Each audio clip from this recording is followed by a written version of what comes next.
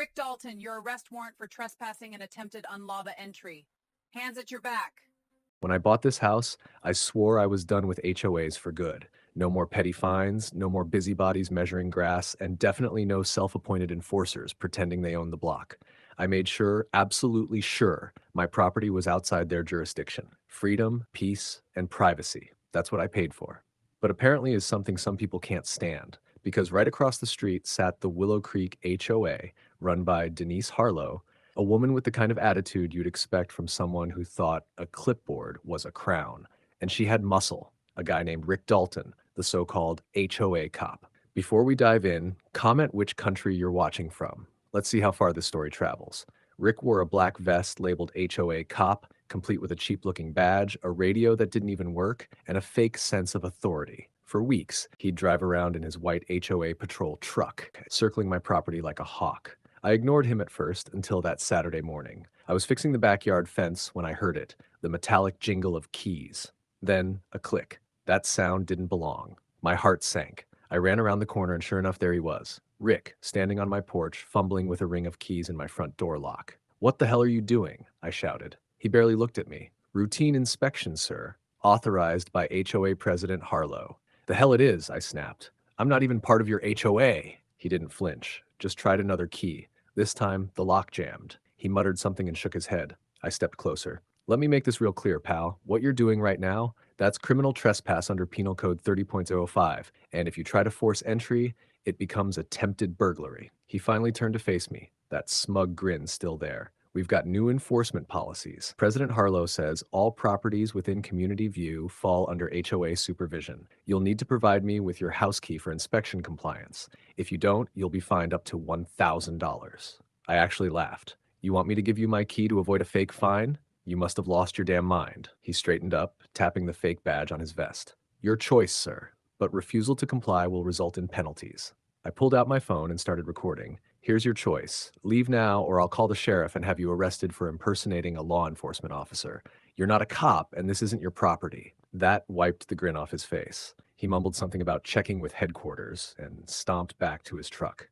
But I wasn't done. 10 minutes later, I marched straight across the street to Denise Harlow's house. She opened the door with that fake, sugary smile people use when they know they're guilty. "Denise," I said, holding up my phone, "tell your fake cop to stay off my property. He tried to unlock my front door." She gasped, pretending to be shocked.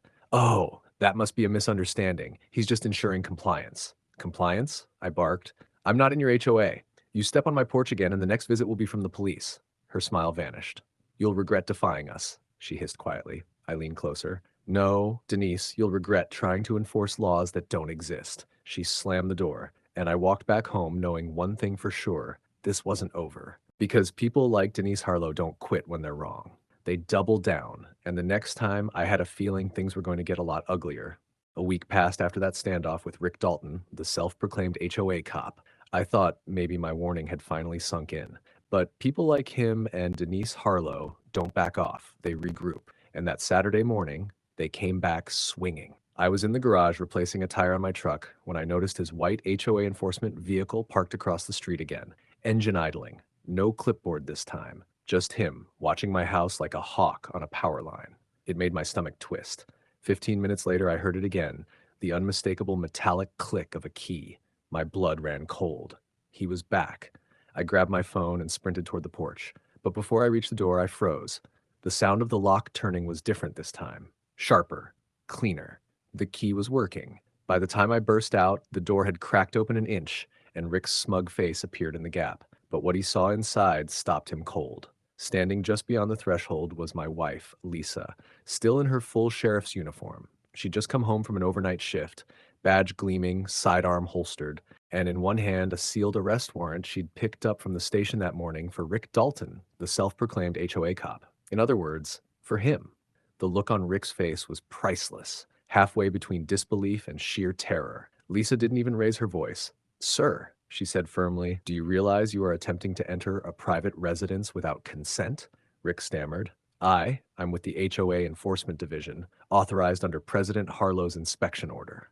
Lisa's tone stayed calm. "That's not an inspection order. That's trespassing and attempted unlawful entry under Texas Penal Code 30.05 and 30.04, And that badge on your vest? If it's fake, that's impersonating a peace officer under 37.11. Rick froze, the color draining from his face. Ma'am, there's been a misunderstanding. Yeah, Lisa said, cutting him off. The misunderstanding is you thinking you have authority here. I finally stepped up behind him, filming everything. You were warned, Rick? You remember that, right? I told you last week what would happen. Rick started backing off the porch, hands trembling, muttering, I was just following orders. President Harlow said this property's non-compliance was a safety risk. Lisa took one step forward, eyes locked on him. If you move another inch toward that door, I will detain you. The crowd started gathering again, neighbors whispering, filming with their phones. Some gasped when they recognized her uniform. Rick turned pale. You can't arrest me. I'm enforcing community law. Lisa smirked slightly. There's no such thing as community law, Rick. There's state law, and you just broke it. Then she reached for her radio and calmly called it in. Dispatch, this is Deputy Lawson. I've got a suspect attempting forced entry at my residence claiming HOA authority, requesting backup for trespass and impersonation. Within minutes, 2 sheriff's cruisers rolled up, lights flashing. Rick tried to explain himself, babbling about HOA orders and inspection authority, but the deputies weren't having it. They cuffed him and sat him on the curb. Across the street, Denise Harlow appeared in her bathrobe, shouting across the lawn, "This is harassment! He was doing his job!" Lisa didn't even look her way. Ma'am, step back before you join him in custody. Denise went silent. Rick sat there, red-faced, muttering that he was just following directions. But deep down, he knew he was done. Because pretending to be a cop on camera while breaking into a deputy's home, that's not an HOA fine. That's a felony. And watching his fake authority crumble under real law, that was justice in its purest form. If you're enjoying this HOA story so far, like and subscribe because the story is only going to get better. When the sheriff's cruisers pulled away that morning, leaving skid marks on my driveway and a crowd of stunned neighbors behind, I thought it was over. But it was only the beginning. Because when a fake HOA cop gets caught breaking into a deputy's home, one outside the HOA, the fallout hits harder than a hammer on glass. By the next afternoon, the county sheriff's office confirmed what I already knew. Rick Dalton wasn't a cop, wasn't licensed for security work, and wasn't authorized by any real HOA enforcement program. His badge was decommissioned, his citation pad was fake, and his white HOA compliance truck, just his personal pickup with vinyl letters he'd ordered online. President Denise Harlow didn't fare much better. Her email surfaced, showing she'd authorized Rick to carry out random inspections and enforce compliance by any means necessary. Those 5 words became her undoing. 3 days later, the district attorney filed charges: Rick Dalton, criminal trespass, impersonating a peace officer, and attempted burglary. Denise Harlow, conspiracy to commit trespass and misuse of HOA authority. Their HOA board called an emergency meeting, not in their fancy clubhouse, but in the park, since no one wanted Denise near HOA property again. When I arrived as a guest, I didn't have to say a thing. The neighbors did it for me. You sent a fake cop to break into his house? One man shouted. Another woman yelled, he doesn't even live in the HOA, Denise. She tried to stay composed, gripping her binder of bylaws like a shield. You don't understand. He wasn't supposed to get caught. And that's when she realized she'd said too much. The board voted 9-0 to remove her as president immediately. She stormed off, red-faced, shouting threats of lawsuits. No one followed. A week later, sentencing came down hard. Rick pled guilty. 2 years in county jail, $15,000 in fines, and 3 years probation. Denise got a 1-year suspended sentence, $9,500 in penalties, and a lifetime ban from serving on any HOA board in the state. Rick's mugshot made the news. Fake HOA cop arrested for breaking into deputy's home outside HOA jurisdiction. I got my peace back. No fake fines, no idling engines at dawn, just quiet mornings with my wife, sipping coffee on the porch. Sometimes, neighbors still ask, did that guy really try to unlock your door? I just smile. Yeah, now he's unlocking his jail cell.